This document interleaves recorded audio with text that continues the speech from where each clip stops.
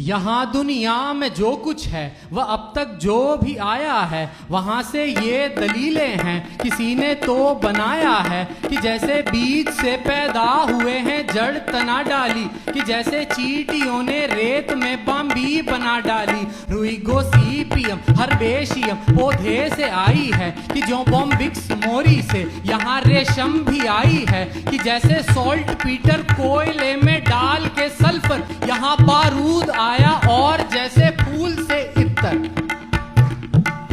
बहुत लंबी है गिनती पर यहाँ से ये बताना है कि इससे तर्क मिलता है कहीं से तो ये आया है, किसी ने तो बनाया है, मगर फिर ये भी तो है ना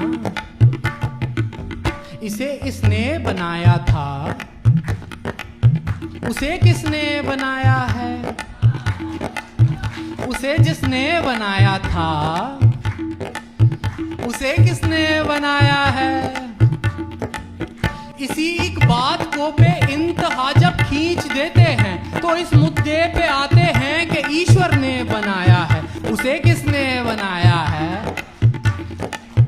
अगर हम ये नहीं पूछें तो पूरा तर्क जाया है। इसी के ही सहारे तो यहाँ इंसान आया है, इसी परिकल्पना से तो हमारी धारणा आई, इसी से तो खुदा के होने का एहसास आया है। उसे किसने बनाया है? इसे इसने बनाया था। उसे किसने बनाया है? उसे जिसने बनाया था उसे किसने बनाया है? इसी एक बात को बेइंतहा जब खींच देते हैं तो इस मुद्दे पे आते हैं कि ईश्वर ने बनाया है। उसे किसने बनाया है?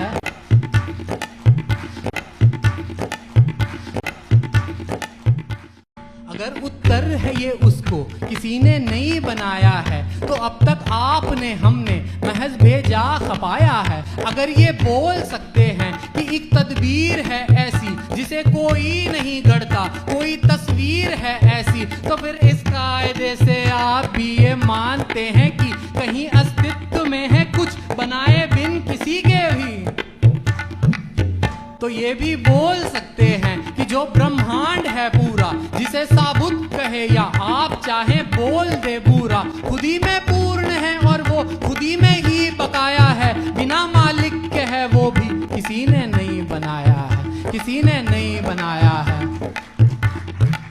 भला जब दूर इतना आके भी रुकना ही था सबको, किसी के सामने बिन तर्क के झुकना ही था सबको, तो फिर रुको जहां मन हो, तो फिर रुको कहीं पर भी, रुको फिर आसमानों में या चाहे तो जमीन पर, रुको माँ बाप पर अपने या रुक सकते हो दादा पर, रुको तुम एक नर पे या रुको तुम एक मादा पर। किसी को भी खुदा समझो, किसी को भी खुदा मानो, किसी को भी कहो अपना, किसी को भी जुदा जानो।